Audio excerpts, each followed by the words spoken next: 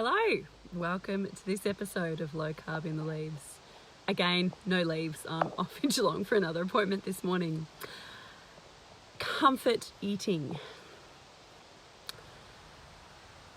Who here has engaged in some kind of non-hungry eating? I would hazard a guess that almost everybody has done this. Food is not just food. It's not just nourishment. It is a commiseration, a joy. We use food to celebrate. We use food to punish ourselves. We use food to soothe ourselves. We use food to enhance the joy of situations. We use food to forget. We use food for all kinds of reasons other than simply nourishing our bodies. And comfort eating, or non-hungry eating as we call it, of which emotional eating and comfort eating is probably the most significant kind, is an enormous reason why people struggle to lose weight, and why people struggle to lose weight even when they go on a low-carb real food diet.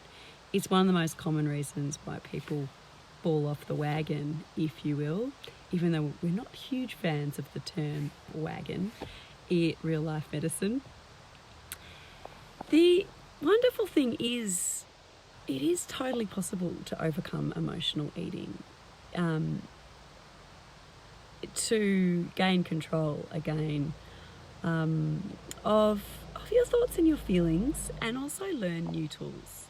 The most important thing I think to understand is that emotional eating isn't good or bad. It's simply a tool. It's a tool that society encourages, that we have learnt to deal with unpleasant emotions and unpleasant feelings.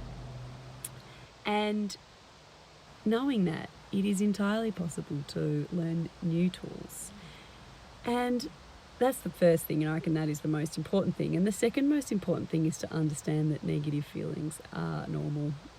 And there's a lot of negative feelings flying around right now. I live in Victoria, and our lockdown has been extended for a week, which is really, really tricky, disappointing, difficult and frustrating. And, it doesn't affect my life particularly greatly. There are lots of inconveniences and frustrations and little sadnesses. But I do have to say it doesn't cause any enormous heartache or enormous inconvenience or enormous frustrations.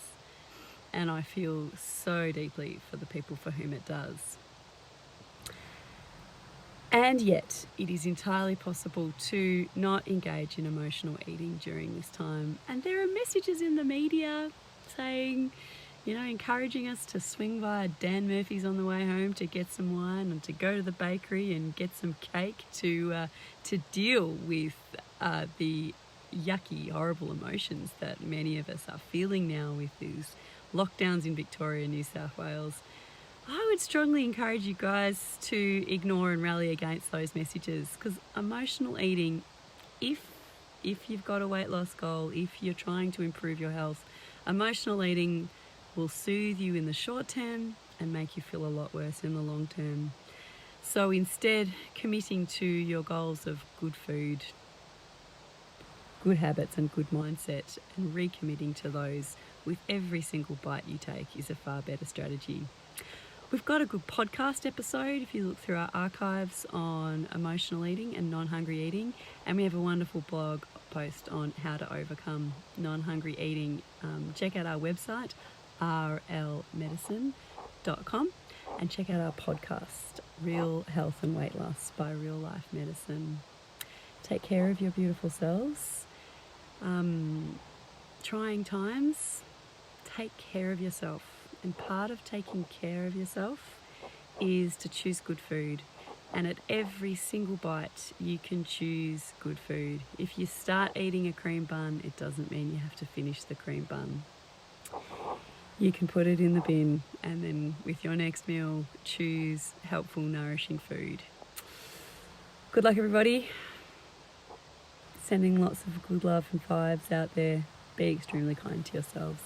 Bye-bye.